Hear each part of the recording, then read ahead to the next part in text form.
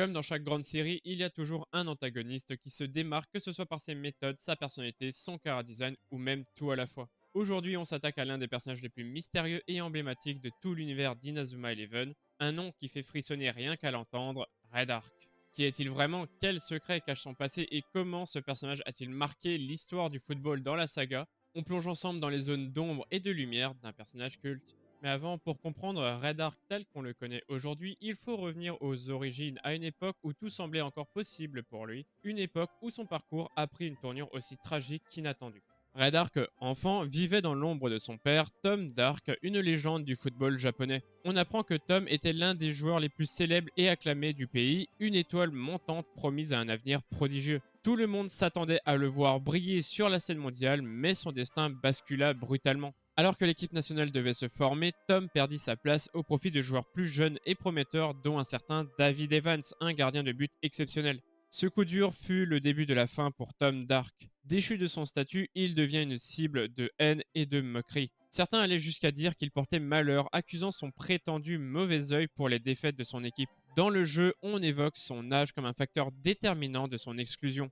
Accablé par la pression et les critiques, Tom décida de mettre un terme à sa carrière, emportant avec lui sa famille dans sa chute. Cette période marqua profondément son fils Ray, qui sombra dans une immense tristesse. Pour lui, le football, autrefois synonyme de fierté et de bonheur, devint le symbole de la trahison et de l'injustice. Mais malheureusement, les épreuves ne s'arrêtent pas là. Peu de temps après, la mère de Ray succomba à une grave maladie. Dévasté, il vit son père quitter la maison, incapable de faire face à ses responsabilités. Ray, encore jeune, se retrouva livré à lui-même. La douleur, l'abandon et la colère prirent racine dans son cœur et ses sentiments nourrirent une haine viscérale envers le football, son père et surtout David Evans, qu'il tenait pour responsable de leur malheur. C'est dans cet état d'esprit brisé que Ray fit la rencontre de Zulan Rice, un homme qui exploitera sa douleur et sa colère pour l'entraîner sur un chemin sombre. Sous son influence, Ray devint une personne différente, bien loin de l'enfant qu'il avait été. Dans un tournant inattendu, on apprend également que Ray avait un lien avec le 11 d'Inazuma. Il aurait joué un temps avec cette équipe, mais son rôle devint rapidement sinistre. C'est lui qui contacta les organisateurs du tournoi Football Frontier pour annoncer leur forfait,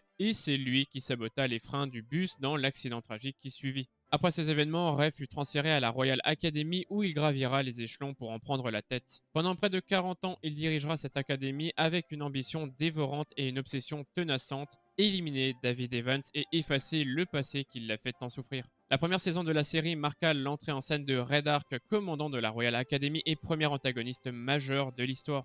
Dès le début, son caractère calculateur et son obsession pour le contrôle se dévoilent. Tout commence par un match amical entre la Royal Academy et Raymond, une petite équipe en pleine reconstruction qui ne comptait à ce moment-là que 7 joueurs. Mais ce n'était pas un simple affrontement.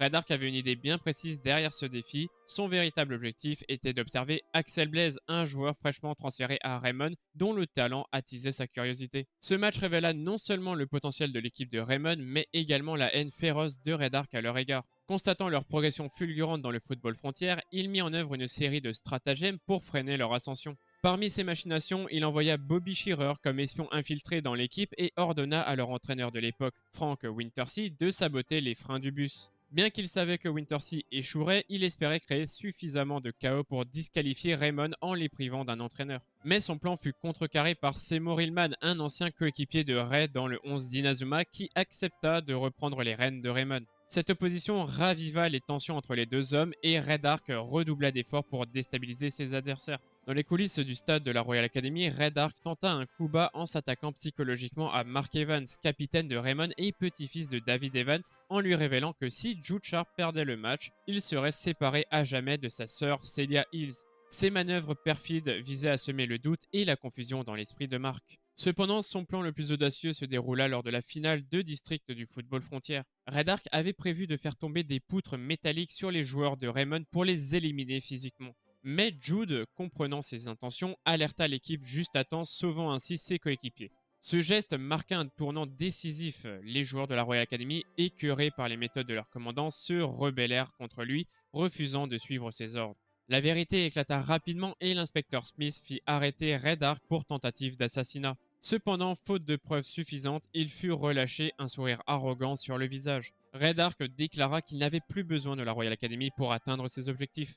Son retour ne tarda pas, il réapparaît pour narguer Hillman dans son restaurant, affichant sa confiance en la victoire écrasante des Zeus, une équipe qu'il entraînait désormais. À cette occasion, il révélait que Red Ark et Seymour Hillman étaient autrefois coéquipiers dans le légendaire 11 d'Inazuma, mais que leur chemin avait pris des directions radicalement opposées. La véritable étendue de la noirceur de Red Ark fut révélée à l'approche de la finale du Football Frontier. On découvre qu'il avait presque 40 ans plus tôt joué un rôle dans la mort de David Evans, le grand-père de Mark. De plus, il utilisait le nectar des dieux, une substance dopante pour améliorer la puissance et les super techniques des joueurs de l'équipe Zeus. Ce dernier crime marqua sa chute. Arrêté pour avoir créé et administré le nectar des dieux, Red Ark commença à confesser l'ensemble de ses méfaits, mettant fin à ce règne de terreur. Après avoir été arrêté à la fin de la première saison, Red Ark refait surface et libéré par nul autre que l'énigmatique Académie Alus, une organisation mystérieuse et puissante. Cette fois, il prête allégeance à Astram Schiller, l'autoproclamé empereur de l'Académie Alus.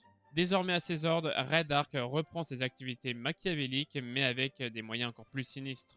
C'est ainsi qu'il crée une nouvelle équipe, la Nouvelle Royal Academy, composée de joueurs ayant reçu un fragment de la pierre Alus, un artefact mystérieux aux propriétés extraordinaires. Parmi ces joueurs se retrouvent des talents prometteurs tels que Caleb Stonewall, David Samford et Joseph King.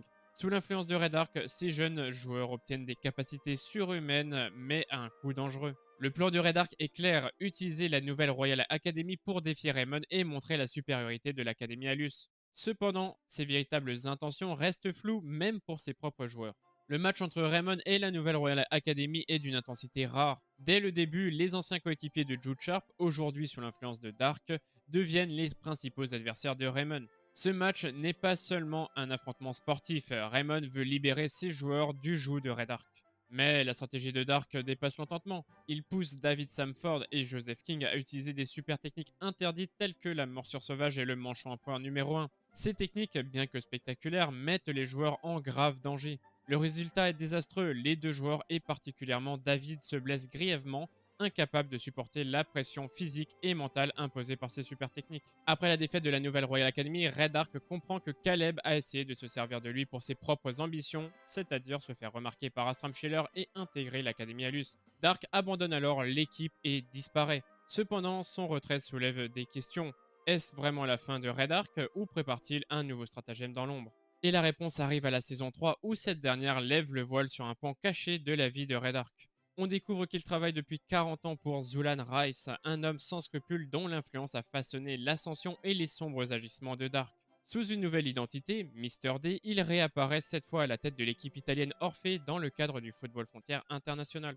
Cependant, fidèle à sa nature manipulatrice, il tente d'imposer une nouvelle équipe, l'équipe D, construite autour de Demonio Strada, un prodige façonné à son image grâce au terrifiant programme RH développé par Rice. Le machiavélisme de Dark atteint son apogée lorsque il met tout en œuvre pour freiner Orphée. Ces manigances blessent plusieurs joueurs clés, réduisant l'équipe italienne à seulement 7 membres sans gardien juste avant leur match contre les empereurs. Cependant, incapable de remplacer Orphée, il devint leur entraîneur. Les joueurs italiens, notamment Gigi Blasi, le rejettent catégoriquement et refusent d'écouter ses consignes. Mais lors du match contre les Knights of Queen, face à une situation critique, ils n'ont d'autre choix que de se tourner vers lui. Red Ark, avec son génie tactique, renverse le cours du jeu et permet à Orphée de triompher. À partir de ce moment, le capitaine italien Paolo Bianchi commence à voir au-delà du masque de Mister D. Intrigué par les contradictions de cet homme brillant mais empli de haine envers le football, Paolo, avec l'aide de Nakata, mène une enquête pour comprendre son passé. Pendant ce temps, Dark prépare sa vengeance contre Inazuma Japon, mettant en place la redoutable stratégie de la contre-attaque Catenaccio. Cependant, durant le match Japon contre Italie, Jude Sharp et Paolo parviennent à briser les ténèbres l'enveloppant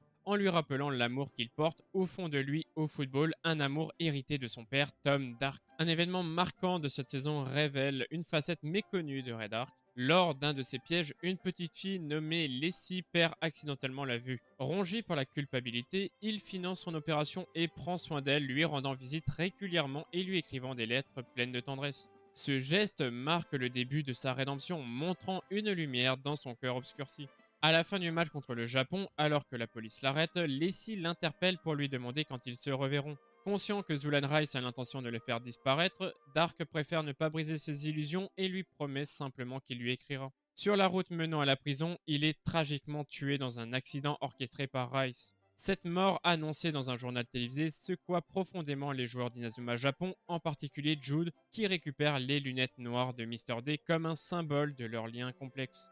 Avant sa disparition, Red Ark confie un dernier cadeau à l'inspecteur Smith pour Leslie, une lettre dans laquelle il lui rappelle d'aimer le football, le véritable héritage qu'il voulait transmettre malgré son passé tumultueux. Et pourtant, même après sa mort, l'ombre de Red Ark ne cesse de planer sur l'univers d'Inazuma Eleven. Mais ce que personne n'aurait pu prévoir, c'est qu'il n'en avait pas vraiment fini avec son histoire. C'est dans Inazuma Eleven Go Galaxy qu'un rebondissement inattendu va marquer son grand retour sous une nouvelle identité, Astero Black. Survivant de l'accident de la saison 3 grâce à un médicament expérimental, il a passé une décennie dans l'ombre avant de réapparaître pour recruter et entraîner l'équipe d'Inazuma National.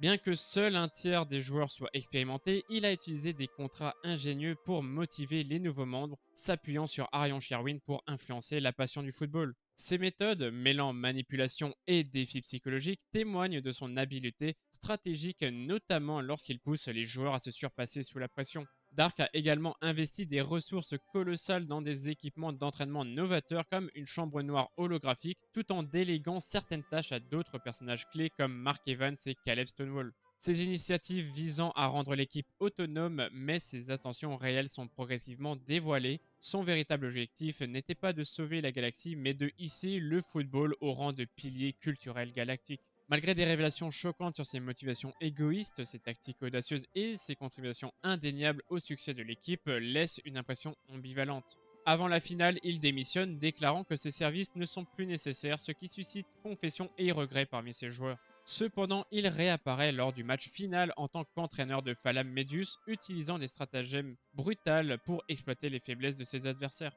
L'affrontement prend une tournure étrange avec l'introduction d'un androïde à son effigie, renforçant l'idée que Dark est toujours prêt à manipuler les événements pour atteindre ses objectifs. Dans un ultime retournement de situation, il observe la victoire du 11 galactique et semble s'intéresser davantage à l'impact universel du football qu'au sort immédiat de ses équipes. On le revoit enfin seul, regardant le vaisseau du 11 terrestre s'éloigner de Phalamorbius vers la Terre. Une silhouette mystérieuse le téléporte à bord d'un vaisseau spatial, marquant sa dernière apparition dans la série. Cette scène finale, empreinte d'énigmes, conclut non seulement le rôle de Red Ark dans Inazuma Eleven, mais également l'histoire générale de la saga, laissant les fans avec de nombreuses questions sur son véritable destin. Et voilà pour l'histoire de Red Ark. Alors, je n'ai pas parlé de Inazuma Eleven Ares ou Orion, parce qu'en vrai, dans ces deux saisons, il est soit l'entraîneur de la Royal Academy, soit l'entraîneur de Shadow of Orion, mais il ne joue pas de rôle majeur. Et dans Inazuma Eleven Go Galaxy, je n'ai pas trop détaillé non plus, parce qu'en vrai, ça reste le coach de Inazuma Japon, et il ne joue pas non plus un rôle si essentiel. Il le joue à la fin, avec tous les passages que je viens de citer, mais sinon, en vrai, son pic était bien évidemment dans Inazuma Eleven OG, où on l'a à la fois connu et on a vu tous les pires méfaits qu'il ait fait, bien sûr, avec sa mort qui n'en était pas une. J'espère que cette vidéo sur l'histoire de Red Ark vous a plu. N'hésitez pas à mettre en commentaire qu'est-ce que vous en avez pensé. Et n'hésitez pas aussi à vous abonner et activer les notifications pour ne pas manquer toutes mes futures vidéos. Et sur ce, moi, je vous dis à dans une prochaine vidéo. C'était Shadik. Ciao!